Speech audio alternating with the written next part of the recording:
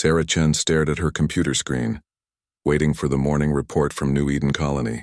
Every day at 8 a.m. station time, the colony sent their daily status update, weather conditions, food production numbers, mining reports, and sometimes requests for medical supplies or equipment. It was routine work, but Sarah liked it. The colony was home to over 1 million people, and knowing they were safe made her job feel important. But today, her screen showed only static. Sarah checked the communication systems twice.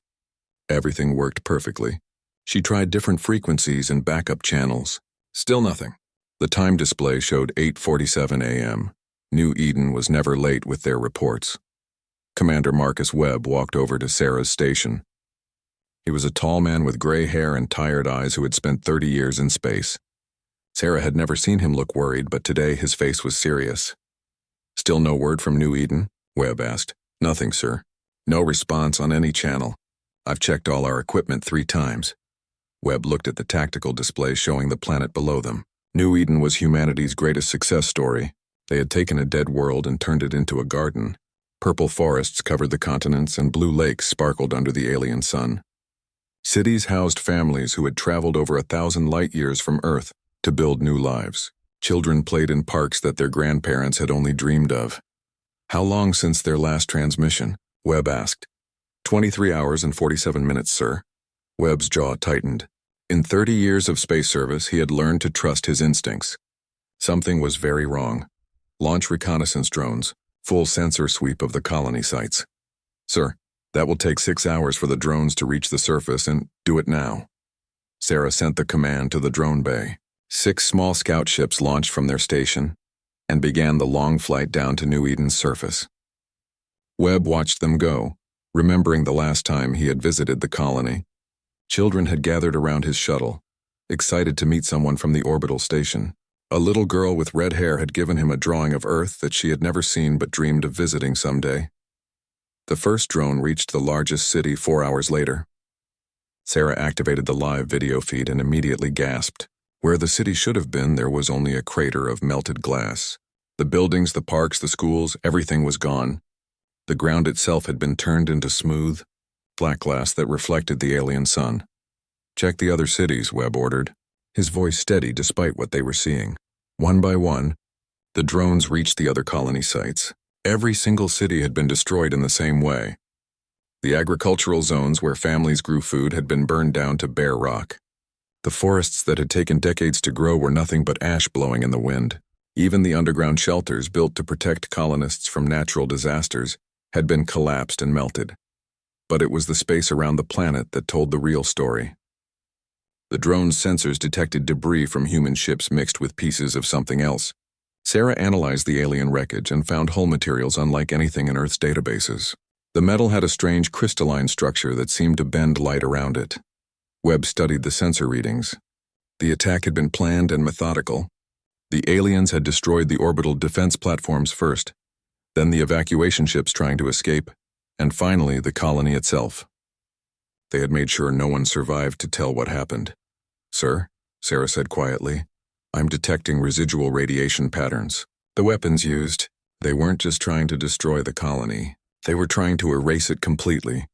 Webb closed his eyes for a moment, thinking of the 1,000,000 people who had been alive yesterday morning. Farmers, teachers, doctors, children, all gone. He opened his eyes and looked at Sarah. "Prepare a priority transmission to Earth Command. Full military encryption." Sarah's hand shook as she set up the communication system. She had never sent a priority military message before. Those were reserved for the worst possible emergencies. "Ready, sir." Webb activated the transmitter and spoke in the calm, professional voice he had used for 3 decades. But Sarah could hear the anger underneath his words. "This is Commander Marcus Webb, Commanding Officer of Orbital Station 7 above New Eden Colony. Priority Alpha transmission to Earth Command. New Eden Colony has been completely destroyed by unknown alien forces. All colony sites have been reduced to glass craters. No survivors detected from the civilian population of 1.2 million. Analysis of debris indicates we have encountered hostile alien intelligence." Webb paused, looking down at the planet that had once been humanity's greatest achievement and was now just a dead rock covered in glass and ash. "We are not alone in the galaxy, and they are not friendly. The colony's destruction appears to have been deliberate and total. The attackers showed no interest in communication or negotiation. They destroyed evacuation ships and civilian shelters. This was not a military action, this was extermination. Webb closed the transmission and looked at Sarah. Her face was pale, and tears ran down her cheeks as she thought about all the people they had lost. "Sir, what do we do now? We wait for orders from Earth, and we watch the stars very carefully." The message traveled through quantum communication networks, jumping from relay station to relay station across the 1,000 light-years to Earth. When it arrived at Earth Command Headquarters, alarms began ringing in every major capital city. Humanity had just learned that they were not alone in the universe, and their new neighbors had just murdered over 1 million innocent people. In the days that followed, more details emerged from the wreckage. The alien attack had lasted exactly 4 hours. Every defensive position had been eliminated with surgical precision. The aliens had used weapons that could melt rock and metal from orbit, but they had also sent ground forces to destroy anything that survived the bombardment. Most disturbing of all, analysis of the attack patterns showed the aliens had deliberately targeted schools, hospitals, and homes first. This had not been a military conquest. It had been systematic murder. Webb remained at his station above the dead world, sending regular reports to Earth and waiting for orders. He watched the glass craters where cities used to be, and made a promise to himself and to the memory of a little girl with red hair who had dreamed of seeing Earth. Someone would pay for this. Someone would answer for what they had done to New Eden. 3 months after New Eden died, the aliens finally spoke, but they did not speak to humanity. The message came through subspace communication networks that Earth scientists had not even known existed. Advanced listening posts on the edge of human space detected the transmission by accident. The signal was strong, meant to reach across the entire galaxy, and it was not encrypted. The aliens wanted everyone to hear what they had to say. Dr. Elena Vasquez led the team trying to decode the alien language. She was Earth's best expert on communication theory, and she had been working without sleep since the transmission arrived. Her computers filled an entire building, running programs designed to find patterns in any language, no matter how strange. "It's like nothing we've ever seen," she told her assistant, "but it follows mathematical principles. Give me 12 more hours." She was wrong. It took only 6 hours to crack the basic structure, and another 3 to build a working translator. When the first translated words appeared on her screen, Elena called for every government leader on Earth to listen to the recording. The alien voice was cold and mechanical, speaking with the tone of someone reading a routine announcement. The translator converted the words into simple English that everyone could understand. "This message is transmitted to all species in the Galactic Communication Network. The hegemony of Zath announces the completion of border enforcement action in Sector 7749. Species designation human has been assessed as technologically primitive and territorially aggressive. Their unauthorized expansion into established hegemony space has been terminated according to Protocol 7. Elena felt sick as she listened to the casual way the alien described the murder of over 1 million people, but the message continued. The human colony violated established boundaries by more than 50 light-years. Standard procedure for Category 3 primitives was implemented. Total population elimination was completed in 4 hours with 0 hegemony casualties. This action serves as a warning to all species currently expanding beyond their designated zones. Respect established boundaries, or face complete eradication. The message ended with what the translator identified as a list of coordinates. Boundaries that various species were not allowed to cross. Earth was listed among dozens of other worlds, all marked as Category 3, primitive monitored. Elena played the message again, taking notes on every word. The aliens called themselves the hegemony of Zath. They claimed to control huge areas of the galaxy, and had apparently been destroying other species for a very long time. New Eden was just another routine extermination to them. "They don't even see us as real people," Elena told the emergency meeting of world leaders. To them, we're bugs that got too close to their territory. They killed 1 million humans the same way you might step on ants that wandered into your kitchen. President Martinez of the American Union leaned forward in his chair. "Do we know how powerful they are? Based on the transmission strength and the coordinates they listed, they control at least 12 star systems and probably many more. They've been the dominant power in this region for a very long time." long enough that destroying entire species has become routine procedure. Prime Minister Chen of the Asian Federation asked the question everyone was thinking. What do they think we'll do about this? Elena pulled up her analysis of the alien psychology. Based on their language patterns and the way they describe other species, I don't think they expect us to do anything. They've probably done this hundreds of times before. The other species either retreated back to their home worlds or were completely wiped out. From their perspective, this is just pest control. Chancellor Muller of the European Republic studied the star charts showing hegemony territory. They're treating us like animals. They destroyed New Eden the way a farmer might burn out a wasp nest. Worse than that, Elena said quietly. They planned it.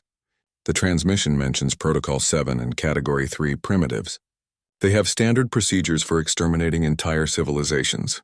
New Eden wasn't even special to them, it was just another day at work. The room fell silent as the leaders absorbed what they had learned. Humanity had reached for the stars, built their first successful colony on another world, and been casually murdered for their efforts. The aliens had not even bothered to communicate with them first. They had simply decided that humans were too primitive to deserve basic consideration. Defense Secretary Williams asked the crucial question. Do we have any way to fight them? Elena shook her head. Their technology is far ahead of ours. They destroyed New Eden from orbit in 4 hours. Our best weapons couldn't even reach their ships. So what do we do? President Martinez stood up and looked around the room at the faces of Earth's most powerful leaders. For the first time in decades, representatives from every nation agreed completely. The casual murder of New Eden had done something that years of diplomacy had failed to achieve. It had united humanity completely. We do what humans have always done when faced with extinction, Martinez said. We adapt, we learn, we survive, and then we make sure this never happens to anyone else. The meeting lasted 18 hours. When it ended, every space program, every weapons research project, and every industrial facility on Earth had been placed under emergency military control. The global economy shifted overnight from civilian production to war preparation. But this would not be a normal war. The aliens had made one critical mistake in their assessment of humanity.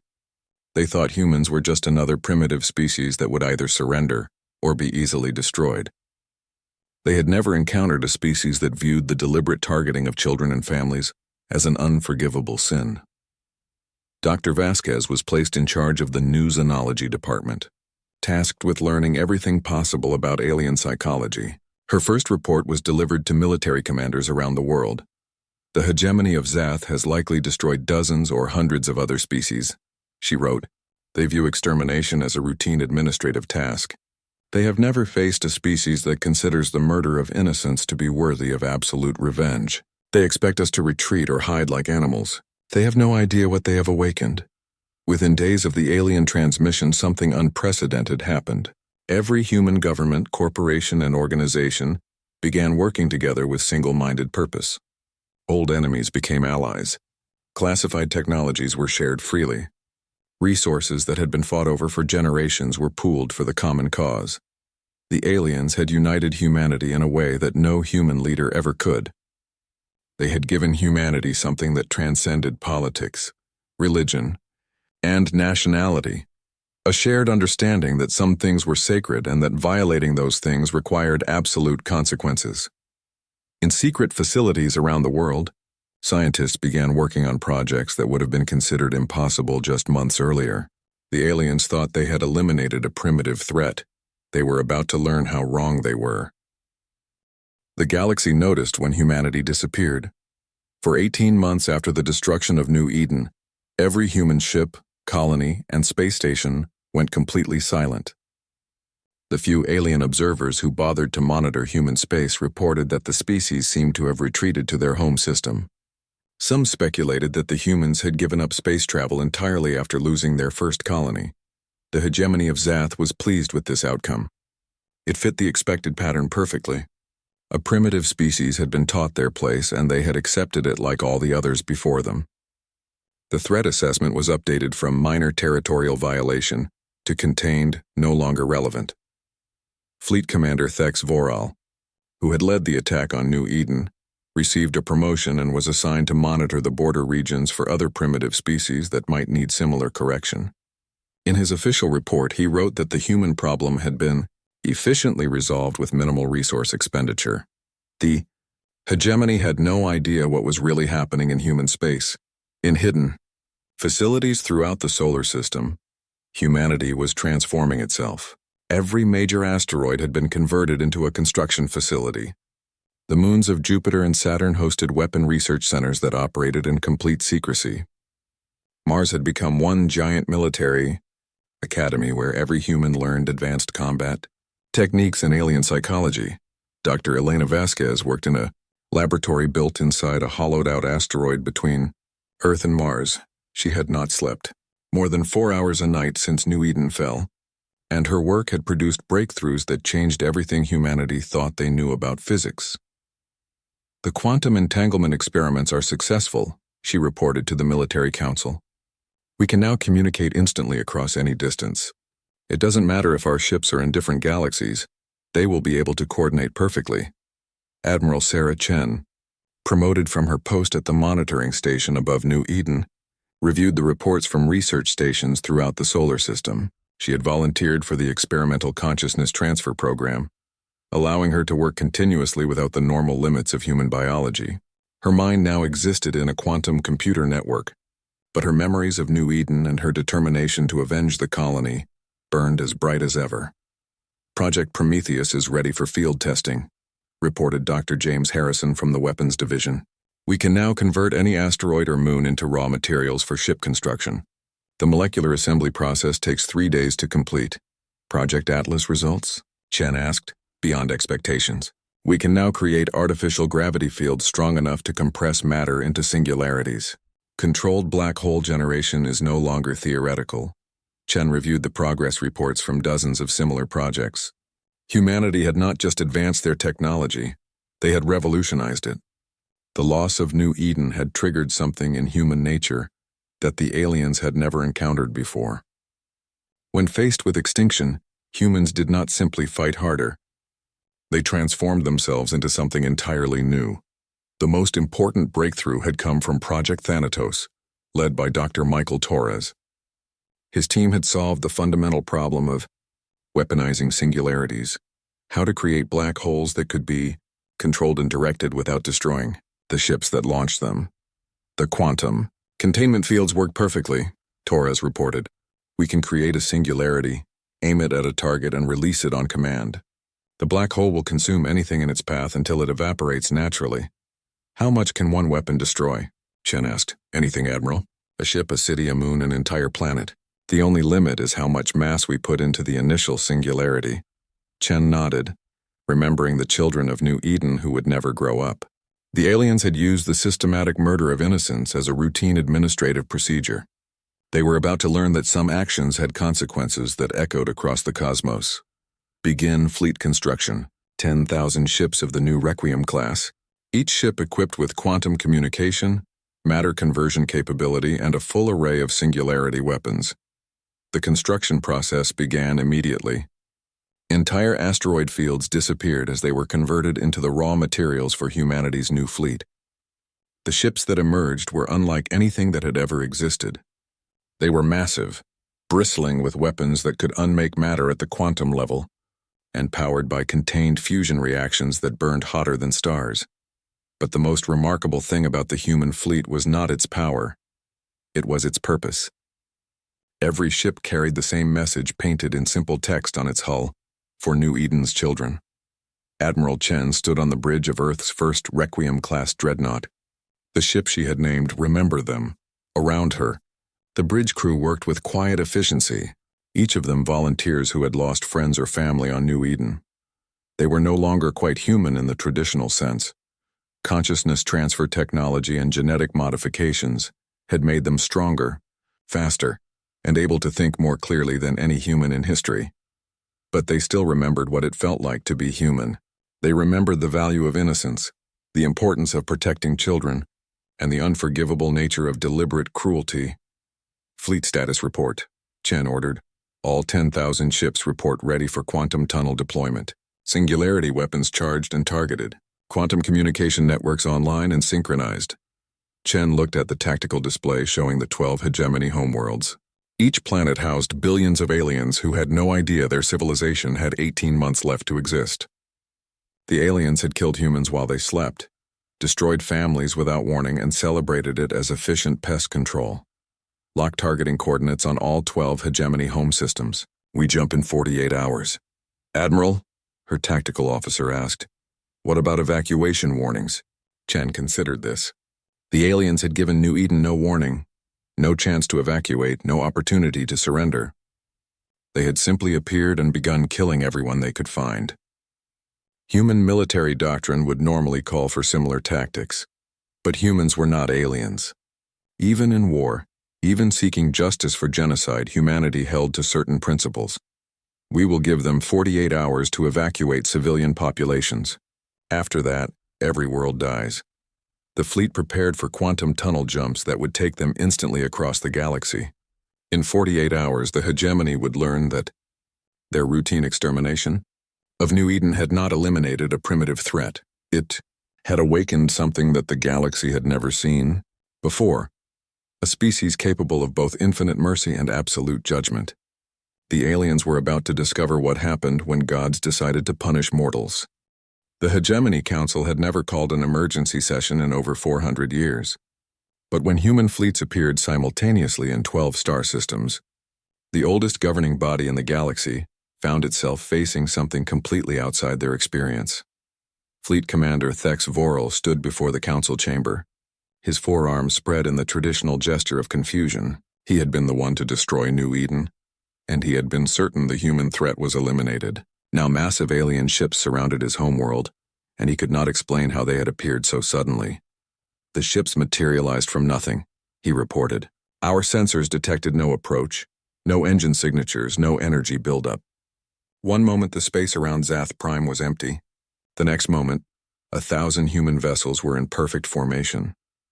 Council leader Zen Thara studied the tactical displays showing all 12 hegemony home worlds.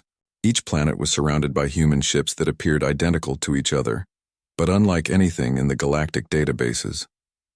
The ships were enormous, easily 3 times larger than the biggest hegemony dreadnoughts, and covered with weapon arrays that defied analysis. What are they doing? Zenthara asked. Nothing, Thex Vorel replied. They arrived, took positions around our worlds, and have maintained formation for 6 hours. They have not responded to communication attempts. They have not opened fire. They are simply waiting. The confusion in the council chamber was total. In 2,000 years of galactic dominance, the hegemony had never encountered behavior like this. Enemy fleets attacked immediately or retreated when faced with superior force. They did not appear in impossible numbers and then wait patiently in formation. Analysis of their technology? Demanded Science Director Vex Sharoon. Unknown across all categories. Their ships appear to be constructed from materials we cannot identify. Their energy signatures suggest power sources beyond our understanding. Most disturbing, our best sensors cannot determine how many weapons each ship carries, or what those weapons might do. Zenthara activated the emergency protocols that had not been used in centuries. Every hegemony fleet throughout the galaxy received orders to converge on the homeworlds immediately. If the humans wanted a fight, they would face the full military might of 12 civilizations. It was then that the human transmission began. Every screen in hegemony space displayed the same image, a human female in military dress, standing on what appeared to be the bridge of one of the massive ships. Her appearance was unremarkable by galactic standards, but her voice carried an authority that made veteran warriors pause. This is Admiral Sarah Chen of the Terran Defense Force, the human said in perfect hegemony language. 18 months ago, your forces destroyed New Eden Colony under what you called Protocol 7.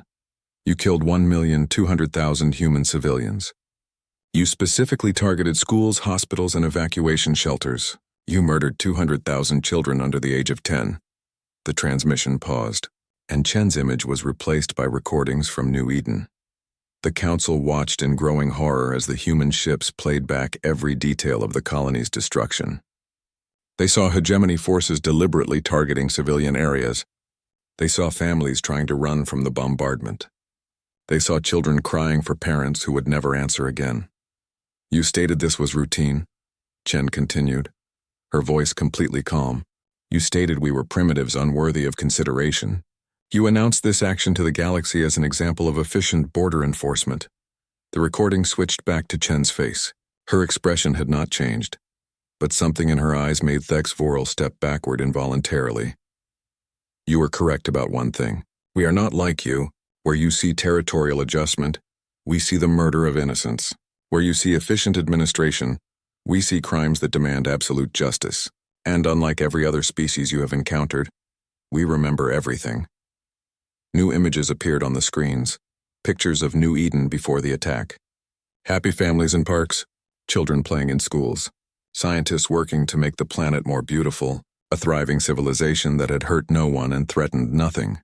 You have 48 hours to evacuate these 12 worlds, Chen announced. Every civilian who leaves will be granted safe passage. We will not interfere with evacuation ships or attack those who choose to flee. When the countdown reaches 0, these worlds will cease to exist. The council chamber erupted in outrage and disbelief. Destroy entire worlds? It was impossible. No species had ever developed weapons capable of destroying planets, and even if they had, the cost would be enormous. Planets contained resources, populations, and infrastructure that took millennia to develop. Destroying them made no economic or strategic sense. This is primitive bluster, declared military commander Hex Voran. They seek to frighten us into retreat. No species would actually destroy habitable worlds. But Chen was not finished speaking. This is not a negotiation. This is not a territorial dispute. This is justice. You took our innocent. You celebrated their deaths. You announced to the galaxy that murdering human children was routine procedure. The image changed to show the space around each hegemony world. The human fleets had arranged themselves in perfect spheres around the planets, with their massive ships pointing strange weapons at the surface. 47 hours and 53 minutes remaining, Chen said. Every evacuation ship will be protected. Every civilian who chooses to leave will be given safe escort to any destination they choose. But when the countdown ends, judgment will be final. The transmission ended, leaving the Hegemony Council in stunned silence. Finally, Zenthara activated the military communication network. All fleets converge on the home worlds immediately. Prepare for total war. These primitives will learn the price of threatening the hegemony. But as the hours passed and hegemony fleets raced toward their home systems, something unprecedented began happening. Civilian evacuation ships started launching from the 12 worlds. At first, only a few thousand people believed the human warnings. But as the countdown continued and the human fleets made no aggressive moves, more and more civilians decided not to risk their lives on their government's certainty. The humans kept their promise. Every evacuation ship was escorted safely away from the danger zones. Human vessels even provided navigation assistance and emergency supplies to ships that experienced mechanical problems. They treated fleeing civilians with courtesy and respect, even those who cursed them as they left. Most disturbing to the hegemony leadership, some of their own military personnel chose to help with evacuations rather than prepare for battle. The recordings of New Eden's destruction had been broadcast throughout hegemony space, and many soldiers found themselves remembering times when they had followed similar orders against other primitive species. As the countdown entered its final day, 3 billion civilians had evacuated the 12 worlds. It was the largest refugee movement in galactic history, and every single evacuee was processed safely through human checkpoints and given transportation to wherever they wanted to go. But 8 billion hegemony citizens remained on the planets, either unable to believe the threat was real or unwilling to abandon their homes. The hegemony military had positioned their strongest fleets around each world, confident that no weapons could penetrate their defenses. They were about to learn how wrong they were. The final hour arrived with most of the hegemony world still populated. Billions of aliens continued their daily lives, convinced that the human threats were empty words meant to frighten them into surrender.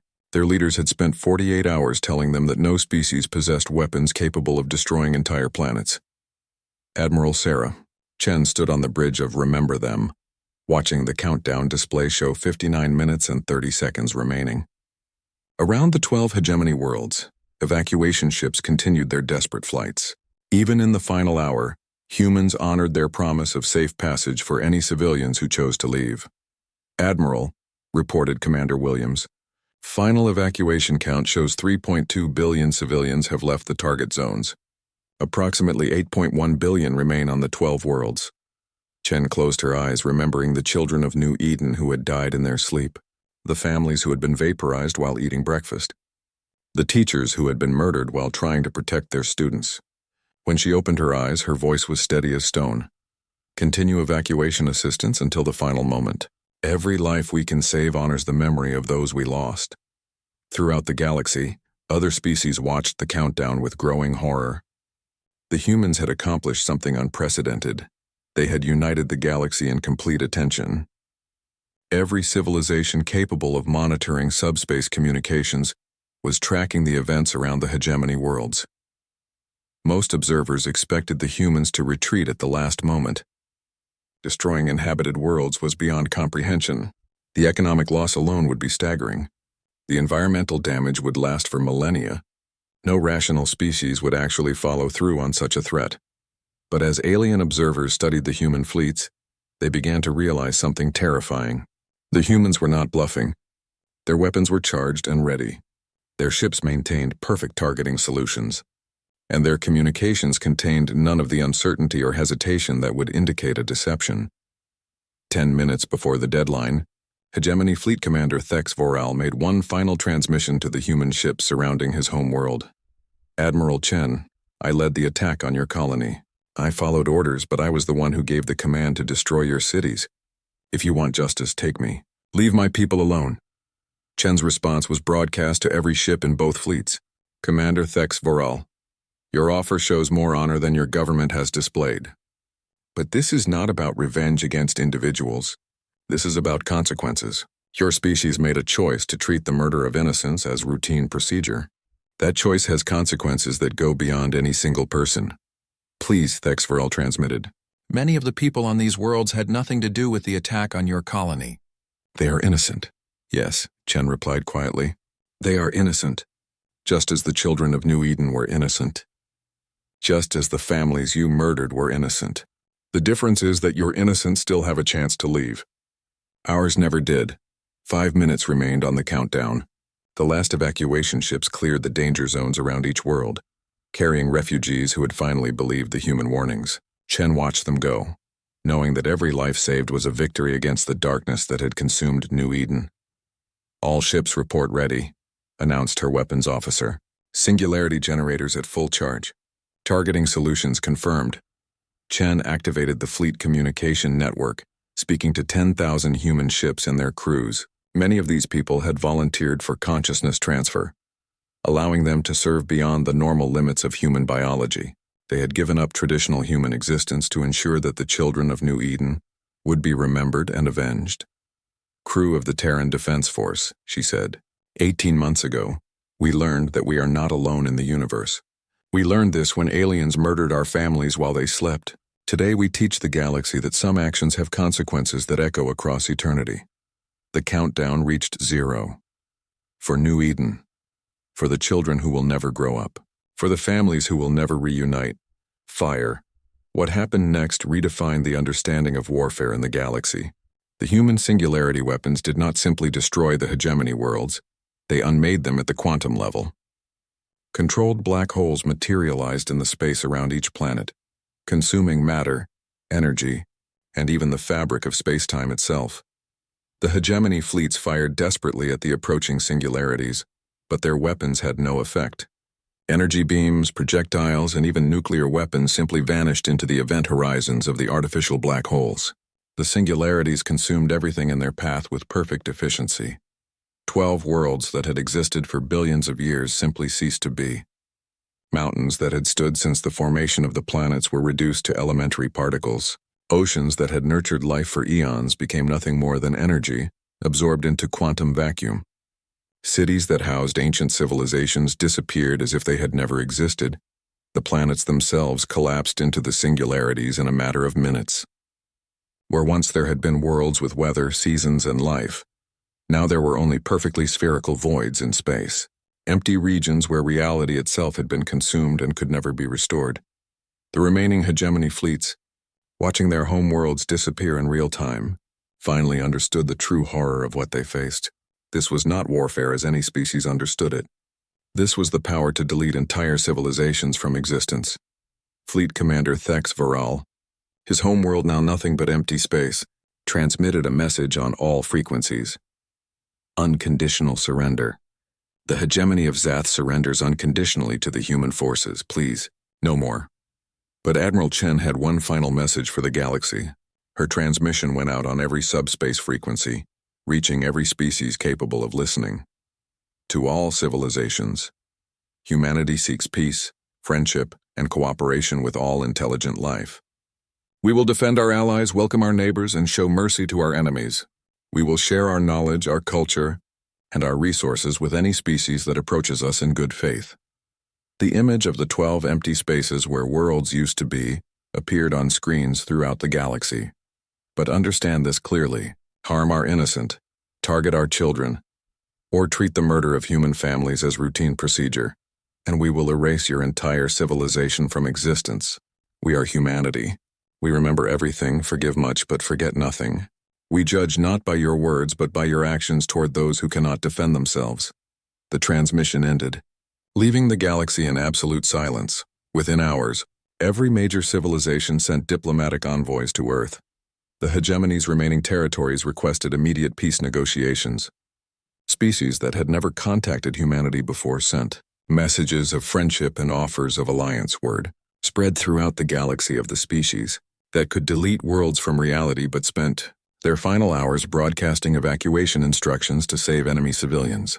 Humanity had announced their arrival on the galactic stage not as conquerors seeking territory or resources, but as judges weighing the moral worth of entire civilizations. The children of New Eden were remembered. Their deaths had been avenged, and every species in the galaxy would spend the rest of eternity very carefully considering whether their treatment of innocent life met the standards of the strange species that valued justice above survival and mercy above victory. Humanity had become something the galaxy had never seen before. A civilization powerful enough to enforce absolute moral standards across the stars. They were no longer just another species competing for resources and territory. They had become the guardians of innocence itself.